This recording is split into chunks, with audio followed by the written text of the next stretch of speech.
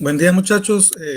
Pues esperando que todos estén bien, vamos a iniciar con esta sesión de clase.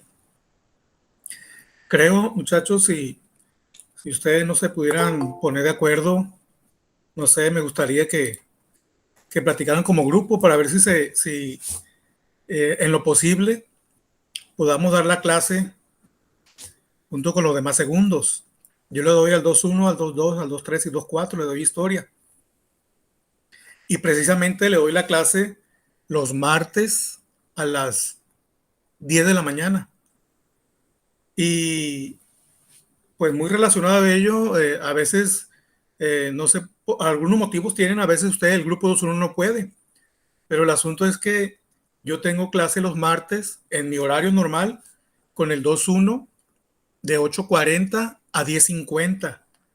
Entonces, no sé, a lo mejor algún profesor les programa clase y por eso no pueden, pero precisamente la clase que doy los martes 2.1, 2.2, 2.3 y 2.4, pues principalmente la señalé así porque al 2.1 le tocaba en ese horario.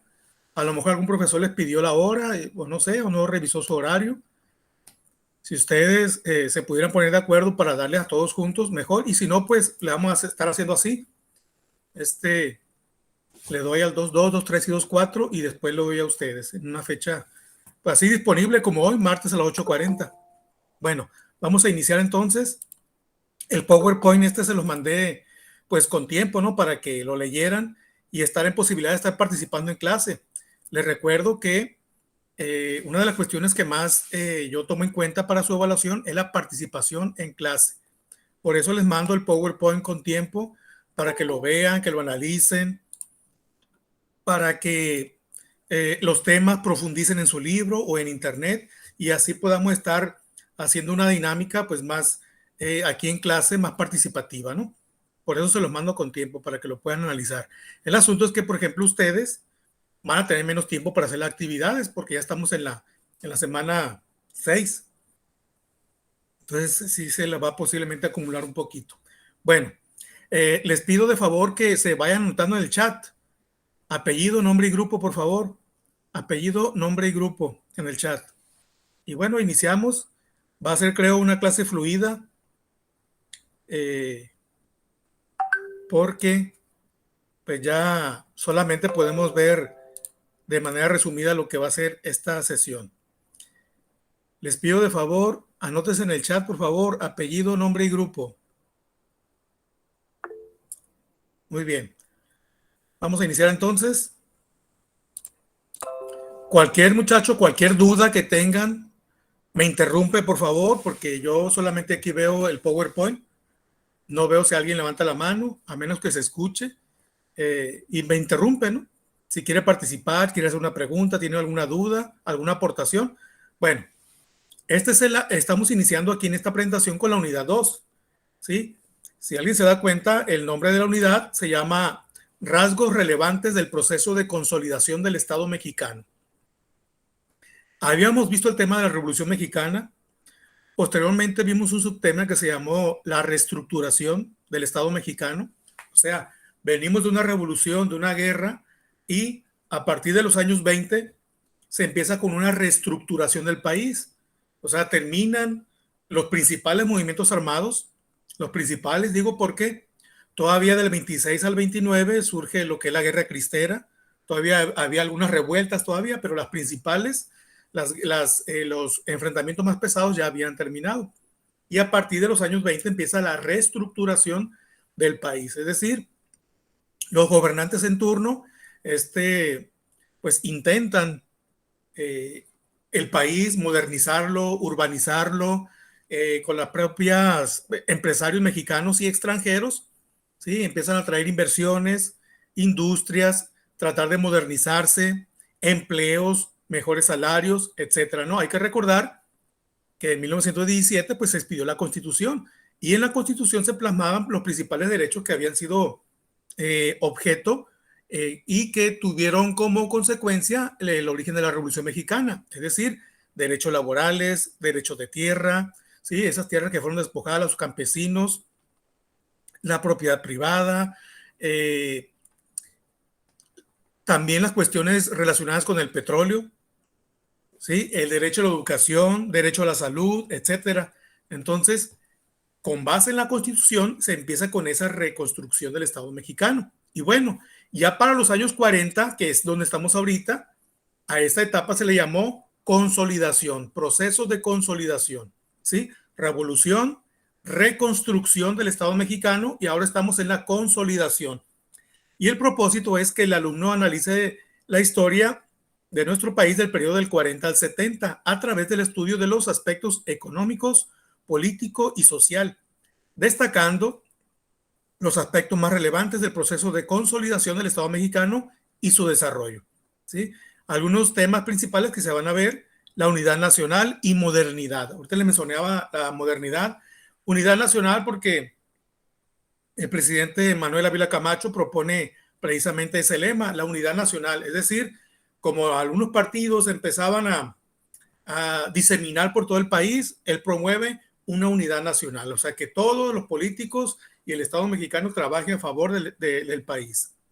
La crisis del sistema político, vamos a ver por qué se le llamó así, y los aspectos culturales los vamos a ver para la otra sesión. Bueno, ¿qué vamos a ver en estas 2 semanas? Las actividades son un foro de conocimientos previos que con la sesión de hoy la van a poder llevar a cabo. Una de las actividades es un relato histórico sobre la industrialización en México y en la semana 6 una representación gráfica sobre la crisis del sistema político mexicano.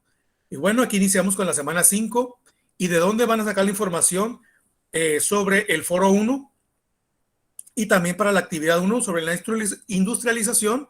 Bueno, de aquí, de estas mismas diapositivas. Y se dan cuenta, el subtema se llama la industrialización en México. Y uno de los subtemas, es el milagro mexicano, ¿sí? En la imagen de arriba a la derecha vemos a algunos de los presidentes por lo que pasó la etapa del milagro mexicano y también el modelo de desarrollo estabilizador, que en un momento vamos a platicar sobre ellos. Acá a la izquierda vemos un concepto que dice: a partir del 40, México inició una etapa llamada el milagro mexicano. Esta etapa se caracterizó por ser de un crecimiento sostenido y fue el cambio hacia la formación, una nación moderna e industrializada. ¿Por qué se le llamó el milagro mexicano? Bueno, en una diapositiva que vamos a ver más adelante se habla de que, bueno, hace un momento les comentaba que los gobernantes empezaron a llamar a la inversión en México, ya sea empresarios mexicanos o extranjeros. Había muchos empresarios de Europa y principalmente de Estados Unidos. Entonces, como dice ahí el subtema que tenemos ahí, crecimiento hacia afuera,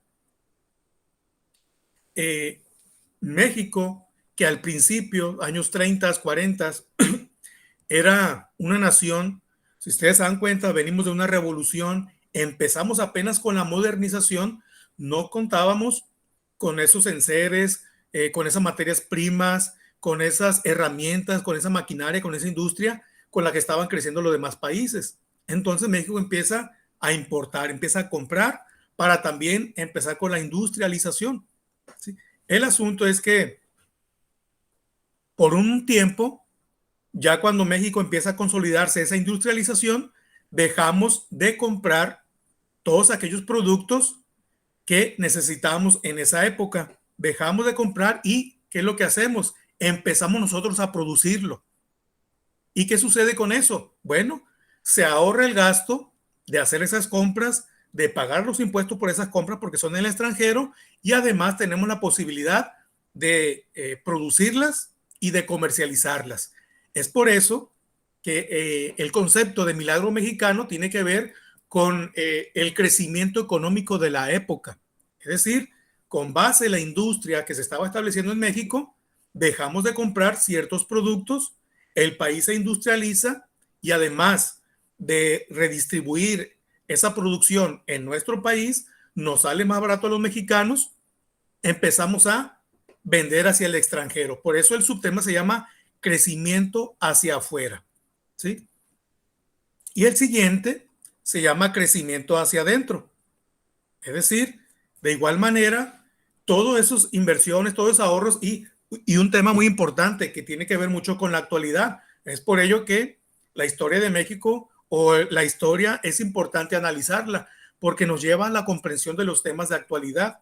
Si ustedes se dan cuenta, en el gobierno actual, con el presidente que tenemos en la actualidad, uno de sus lemas era, si alguien no recuerda, antes de cuando andaba en campaña, y el principal que maneja hasta la fecha, la no corrupción, enfrentar la corrupción.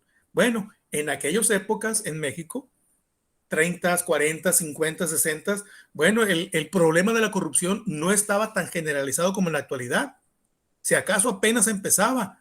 ¿Y qué significaba eso? Bueno, que todo ese dinero que en la actualidad sabemos que se pierde, que se robaban, que los mandatarios, que los políticos desaparecen, en aquella época subsistía esa economía. Y es por eso que se generó todavía más riqueza. Bueno, muchachos, ¿qué estaba sucediendo? Sí estábamos creciendo económicamente, se sustituían las importaciones, así se le llamó al modelo de sustitución de importaciones. ¿Por qué? Porque empezamos a sustituir lo que importábamos. ¿Por qué productos? Por los productos que empezamos a elaborar en México. Bueno, crecimiento industrial, muy bien. También hay un concepto que se le llamó protección de la economía. Es decir, la economía se protege ¿cómo? Precisamente dejando de comprar a otros países y produciendo lo que nosotros podemos necesitar en nuestro país. O sea, de esa manera se protege la economía. En lugar de estar gastando en compra y compra en productos extranjeros, mejor lo producimos nosotros. Y si, por ejemplo, algún empresario, algún industrial viene a México y empieza a competir con empresarios mexicanos, se tiene que proteger en primer lugar a la industria mexicana. ¿Y cómo? Si le das libertad de venir al extranjero. Bueno, el que va a tener más derechos va a ser el mexicano. Es decir, al extranjero se le pueden cobrar cierto tipo de impuestos que al mexicano no. Y así se va protegiendo a la industria mexicana. Pero bueno, muchachos, recuerden que uno de los aspectos que se reclamaba en la revolución, perdón, uno era la devolución de las tierras que le habían sido despojados a los campesinos. Pero, ¿qué pasó cuando el país estaba industrializando? Pues saben bien que, si bien es cierto, se regresaron millones y millones de hectáreas a los mexicanos, muchos de ellos no tenían con qué sembrar. Si bien es cierto, en la época de Álvaro Obregón, Plutarco Elías Calles, Lázaro Cárdenas, se crearon bancos agrícolas, es decir, para dar créditos, préstamos a los campesinos que ocuparan para sembrar sus tierras. Pero al el país irse industrializando, al crear empresas, industrias, bueno, muchas de las personas que laboraban en los campos empezaron a ver que iba a haber mejores empleos en las ciudades industriales, y empezaron a irse a este tipo de lugares, descuidando, dejando de lado lo que fue el campo, y siendo que el campo en su momento se estaba invirtiendo una gran cantidad de dinero de lo que el campo producía para crear las industrias. Entonces, ¿qué estaba pasando, muchachos? Si bien es cierto, había mucha industria, pero por otro lado se estaba descuidando el campo, ¿sí? Y eso tuvo grandes consecuencias. ¿Por qué? Porque sabemos que México es un país que genera mucha riqueza por medio del campo. Y si descuidamos eso, y si la riqueza que se generó en su momento se invirtió en la industria, pues prácticamente el campo quedó pues muerto, ¿no? Porque no se volvía a reinvertir en él, sino que el dinero que se ganaba se invertía en la industria. Por otro lado, ¿qué estaba pasando? Con el proteccionismo que le comenté hace un momento, México se encerró en su comercio interno. ¿Y qué es lo que pasó? Bueno, los demás países empezaron también con una modernidad, a tal grado que México, cuando ya quiso despertar, ya lo habían rebasado. Y entonces ya no estuvo en posibilidad de competir con la industria del resto del mundo, con los países industriales, como sabemos, de Estados Unidos, países de Europa, de Asia, como Japón, etcétera, ¿no?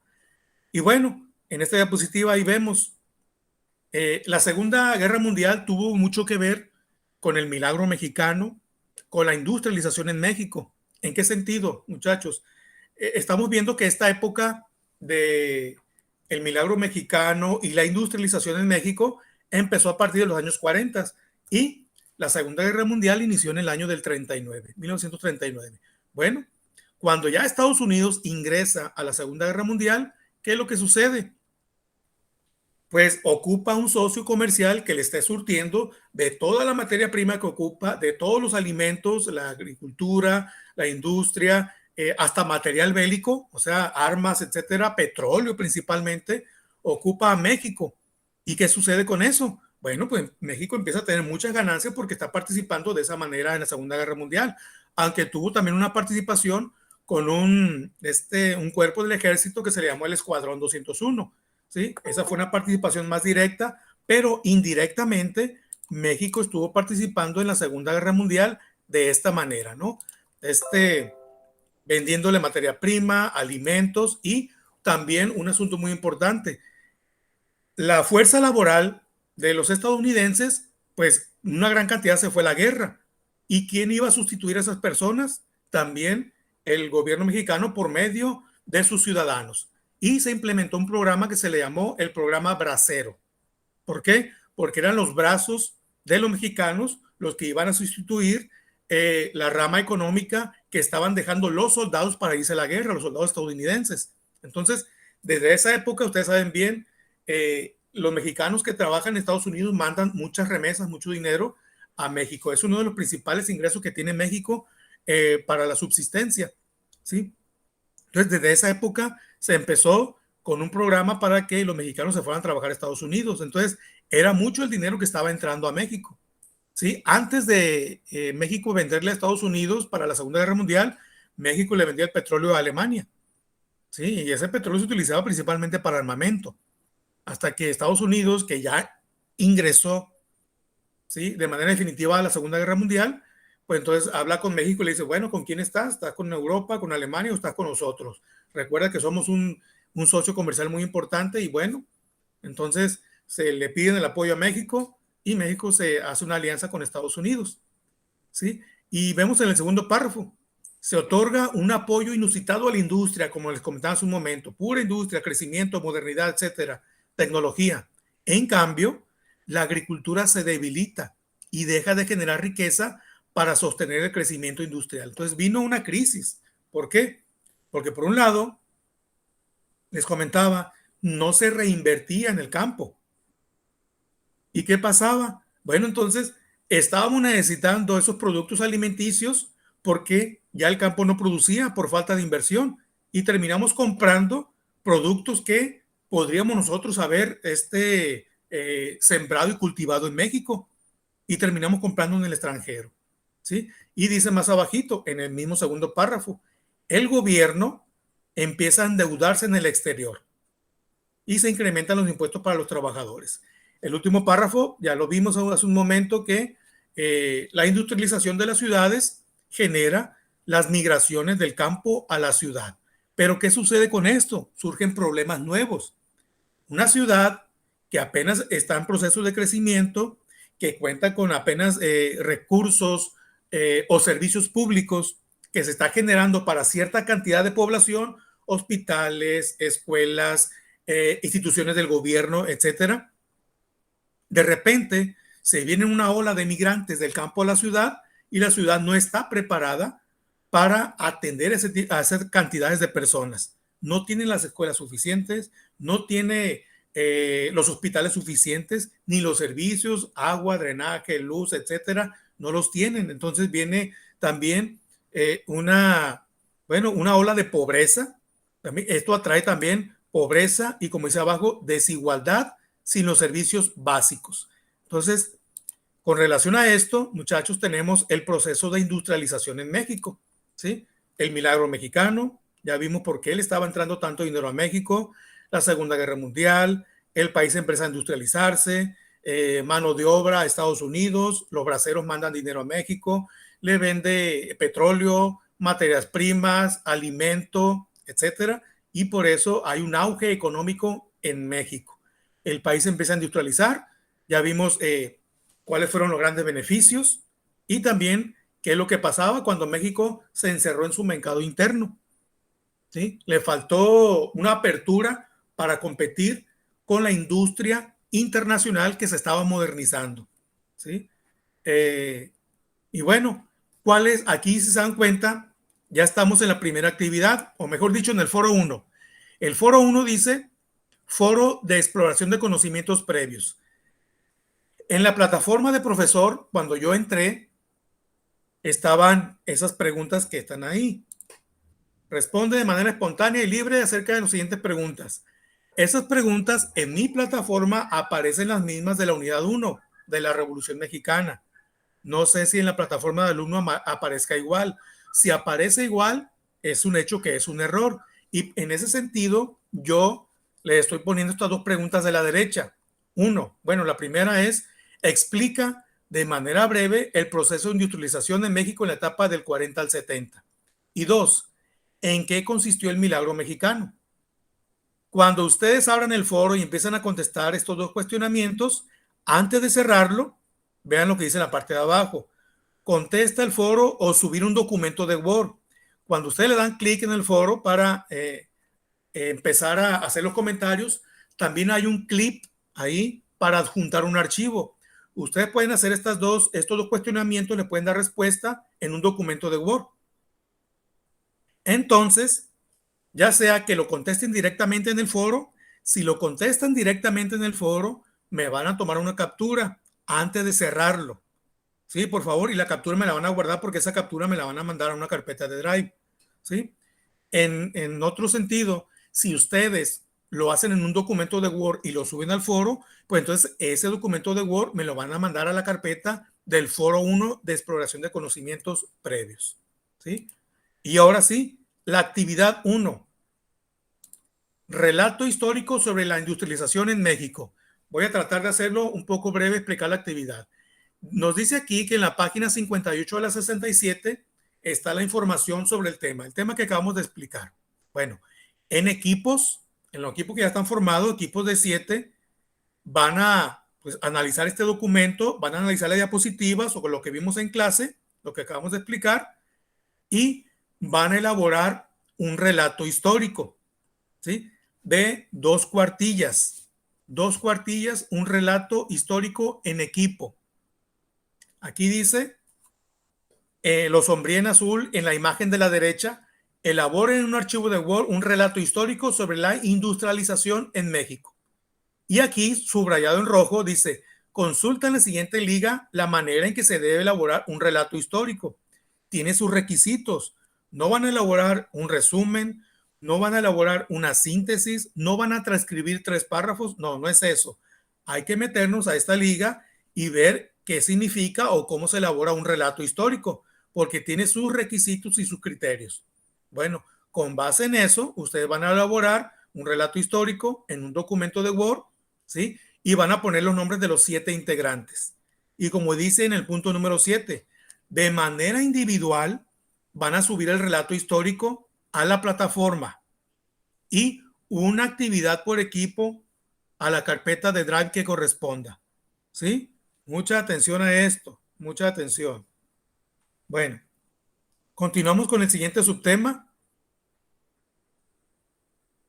que es la crisis del sistema político mexicano. ¿Qué actividad nos piden aquí? Una representación gráfica. Ahí les tengo yo un ejemplo.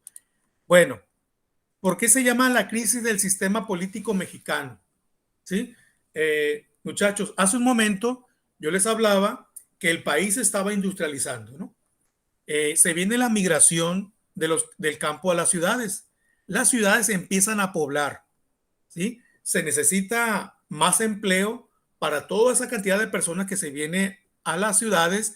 Se necesitan más escuelas para atender a todas esas personas que se vinieron del campo a las ciudades, miles y miles de personas que se vinieron a las ciudades industriales, ciudades como cuál, la Ciudad de México, principalmente, ¿no? Ya yo creo que han escuchado, ¿no? Guadalajara, Monterrey, Puebla, por ejemplo. Entonces, las ciudades van creciendo mucho en población. ¿Y qué trae como consecuencia de esto, muchachos? Bueno, lo que pudiera haber sido un conflicto pequeño en una empresa, en una industria, por ejemplo, violación a los derechos en cuanto a salario, que los empleados no tengan un salario justo, que no se le paguen las horas extras, ¿sí? que en los hospitales también los salarios no sean buenos para los médicos, enfermeras, que se les haga trabajar horas extras sin el pago justo de ellas mismas, las prestaciones como el aguinaldo, que estaban ya muy bien definidas en la Constitución, eh, seguro social, etcétera. Bueno, estos conflictos que si la gente no se hubiera venido del campo a las ciudades, hubieran sido conflictos pequeños, bueno, con la cantidad de gente que se tenía en esas ciudades, esos conflictos se hacen grandes, ¿sí? A un empresario, pues que un reclamo por horas extras, por tener derecho a la salud, que no se lo dan, bueno, el conflicto se hace gigante. ¿Y qué genera esto? Bueno, genera paros laborales, genera movimientos sociales, genera marchas en las ciudades. Entonces, para los años 60 y 70, todas estas inconformidades de trabajadores de diversas ramas, de maestros, de doctores, de enfermeras, de ferrocarrileros, del sistema eléctrico, del sistema de agua, estudiantes, todas estas inconformidades se volcaron a las calles y empiezan los movimientos sociales, ¿sí? Ustedes saben bien que se acaba de conmemorar el 2 de octubre, hace 3 días, la matanza de Tlatelolco. Me imagino que algunos de ustedes han escuchado sobre ello. Bueno, tiene mucho que ver con el tema que vamos a abordar. Entonces, bueno, ¿qué está pasando en esta época, muchachos? Por eso se le llama al subtema crisis del sistema político mexicano. ¿Sí? ¿Qué es lo que sucede aquí? Bueno, aquí estamos viendo esta diapositiva. ¿Qué estaba pasando en el mundo en la época? ¿Qué estaba pasando? Había también, así como en México, había diversos movimientos sociales. Dice en el puntito de arriba, en la década de los 60 el mundo vivía un escenario inquietante. Días de cambio y despertar social. Se vivía la Guerra Fría, amenaza de una guerra nuclear. Como se viene también el crecimiento de las telecomunicaciones, la televisión, el radio, etcétera. Entonces se tiene también, muchachos, un despertar de la información.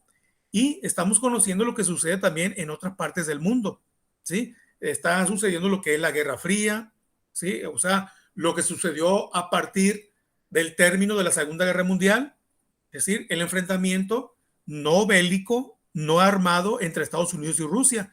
Tenía otro tipo de enfrentamientos que se le llamó la Guerra Fría, ¿sí? La Guerra de Vietnam, más adelante, en los años 70, y el punto de abajo es el que tiene relación principalmente con la temática de ahorita.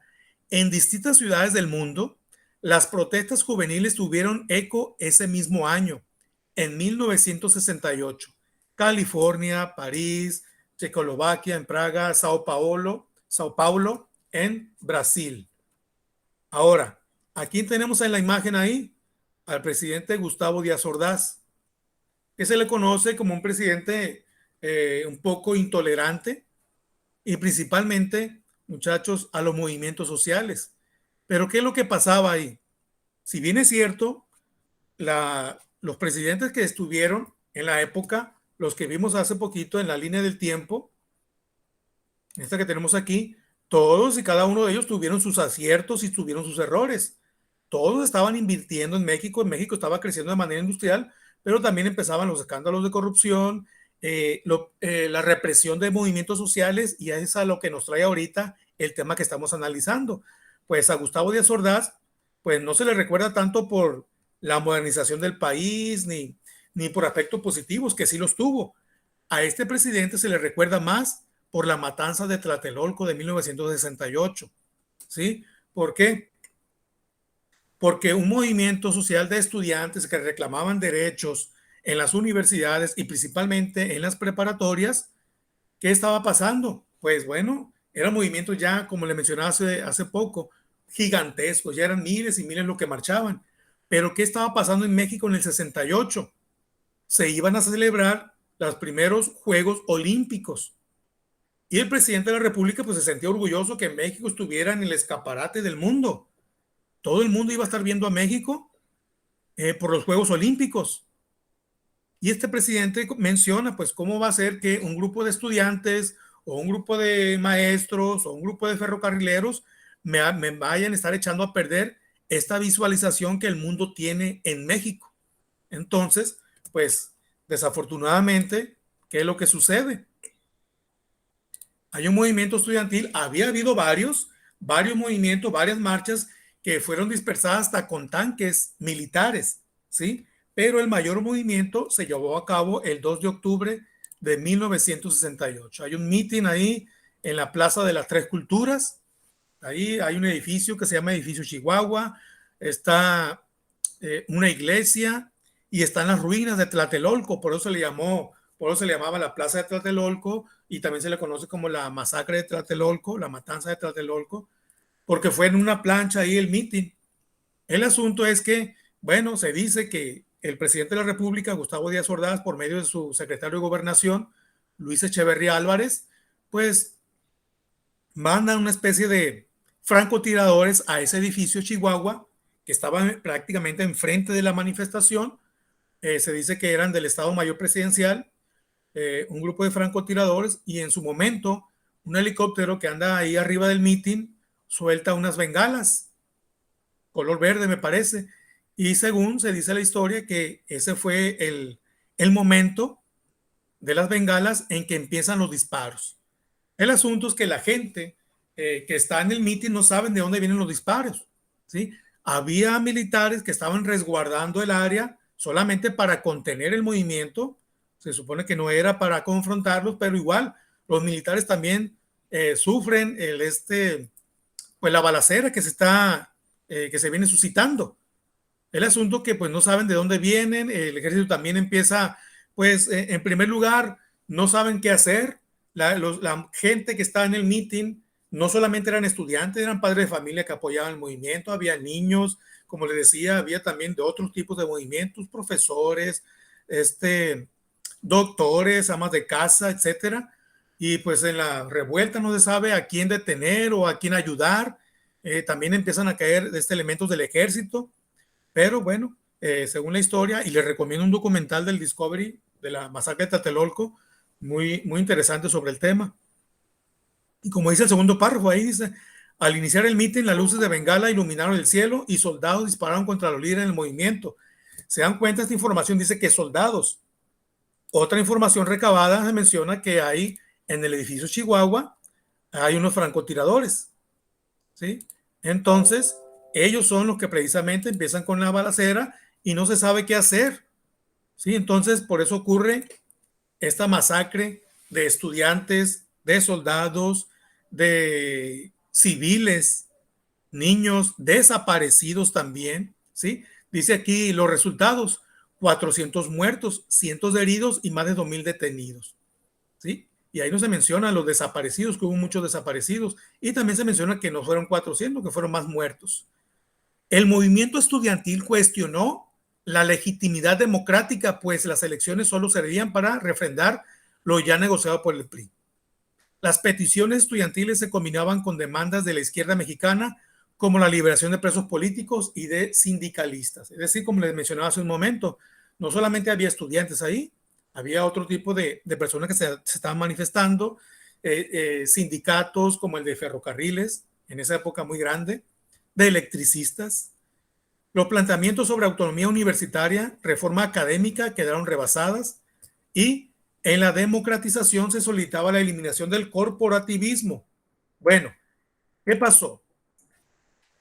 En esta época, muchachos, desde los años 20, 29, cuando se crea el Partido Nacional Revolucionario, que es el antecedente del PRI, en el 29 se crea el PNR, Partido Nacional Revolucionario, a los años cambia a Partido de la Revolución Mexicana y al final termina en el Partido Revolucionario Institucional. Bueno, a partir de los años 20 y hasta la época en que ganó Vicente Fox, hasta el año 2000, el PRI venía gobernando México. ¿Sí? Entonces, como yo le dije hace un momento, el problema de la corrupción ya empezaba a mermar, ya empezaban con los asuntos de los políticos que hacían sus trampas con la economía de México, pero este subtema que se llama la crisis del sistema político, pues tuvo su punto más fuerte con la matanza de Tlatelolco. Si bien es cierto, había otros movimientos, hubo otros movimientos anteriores y posteriores donde también había represión. Este fue el acontecimiento que marcó más en esta temática de los movimientos sociales a México. Y bueno, también tuvo repercusiones en el partido que estaba gobernando. Tenía que tener repercusiones, ¿sí? Estudiantes muertos, civiles, desaparecidos, heridos, detenidos. Claro que tenía que haber una repercusión en el sistema político. Y bueno, el PRI empieza una decadencia, porque ¿cuál es el partido que está gobernando donde México está en crisis económica, está en crisis social? ¿Qué partido está gobernando? Pues el PRI. Entonces, por eso empieza una crisis del sistema político mexicano. Y bueno, y con base en eso, vamos a realizar la actividad 2, que es una representación gráfica sobre la crisis del sistema político mexicano, del 58 al 70. ¿Qué van a hacer? En equipo van a analizar el material que está ahí en la diapositiva y en su plataforma, si se dan cuenta ahí, Díaz Ordaz y el 68. Hay un video de lo que acabamos de explicar. Posteriormente la presidencia, si se dan cuenta, yo les comenté que Luis Echeverría Álvarez fue el secretario de Gobernación de Gustavo Díaz Ordaz y a él se le atribuye principalmente lo que sucedió en el 68. Y claro, el responsable pues tenía que ser el presidente, ¿no? Entonces, ¿qué pasó? Pues de todas maneras hubo elecciones y ganó Luis Echeverría Álvarez. ¿Qué van a hacer con esta información? Una representación gráfica en donde se vean reflejados las características del periodo que está ahí en un cuadrito encerrado, las administraciones presidenciales, el modelo económico impulsado por el presidente Adolfo López Mateo y Gustavo Díaz Ordaz, y además ustedes pueden complementar la información con investigación adicional que hagan, ¿no? ¿Cómo van a hacer esto? Yo aquí les tengo un ejemplo, es un ejemplo nada más, ¿no? Una representación gráfica, ustedes pueden hacer un mapa mental, ustedes pueden hacer una infografía, ¿sí? Ver y analizar los videos en plataforma, en equipos elaborar una representación gráfica de la temática, agregar a la actividad una conclusión breve por parte del equipo, como está aquí, lo estoy señalando con el mouse, agregar el nombre completo de los estudiantes, apellido, nombre y grupo, ¿sí? Apellido, nombre y grupo. Cada integrante del equipo se va a quedar con una representación gráfica porque lo va a subir de manera individual a la plataforma y el equipo, un integrante del equipo me va a mandar una a la carpeta de Drive. La actividad debe ser muy creativa porque voy a evaluar, ¿qué voy a evaluar? La información que venga en el gráfico y la información que esté en la conclusión. Voy a evaluar también la creatividad del gráfico que hagan y voy a evaluar que el trabajo sea representado o se vea en él que se hizo un trabajo en equipo. Bueno, ¿cuáles son las carpetas donde van a subir la información? Estamos en el grupo 2.1, el foro 1. En esa carpeta, ¿qué van a subir? Van a subir lo que vimos sobre la industrialización, ya sea que si ustedes contestan directamente en el foro, antes de cerrarlo, me toman una captura de pantalla y a esa captura le van a poner su apellido, nombre y grupo. Ahora, si deciden hacer el foro en un documento de Word, bueno, ese documento de Word me lo van a subir a esta carpeta. Y también lo van a subir a plataforma, ¿no? En los dos lugares estamos trabajando.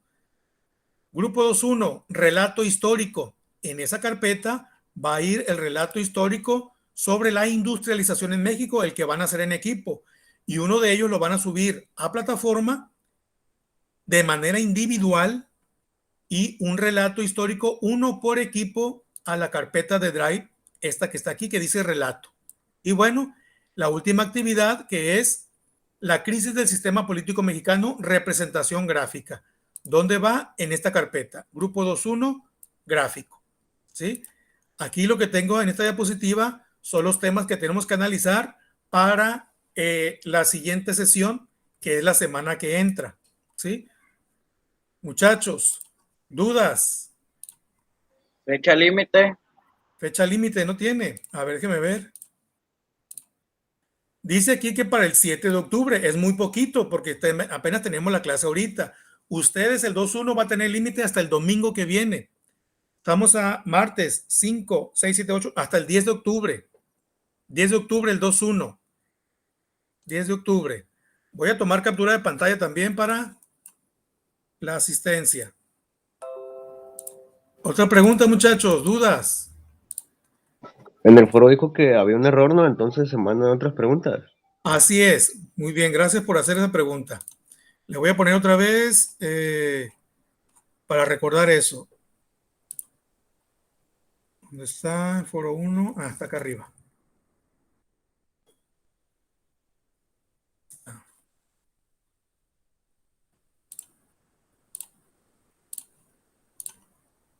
Muchachos, no se les olvide.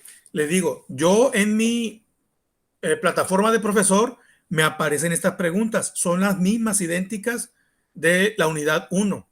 Estamos en la unidad 2. Entonces, si a ustedes también le aparece esto, es un error. Entonces, ustedes van a contestar estas dos. ¿Sí? Estas dos.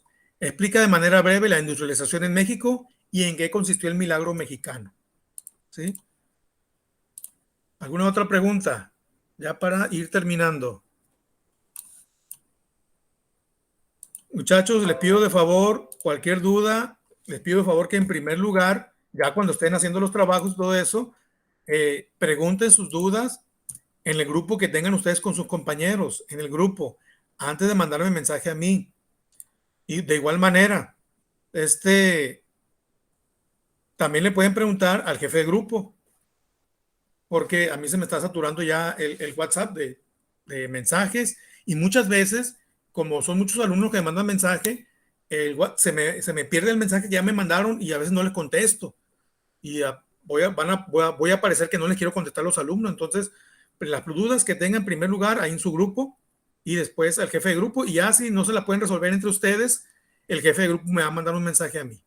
Bueno, muchachos, si no hay más dudas, nos vemos en la siguiente clase.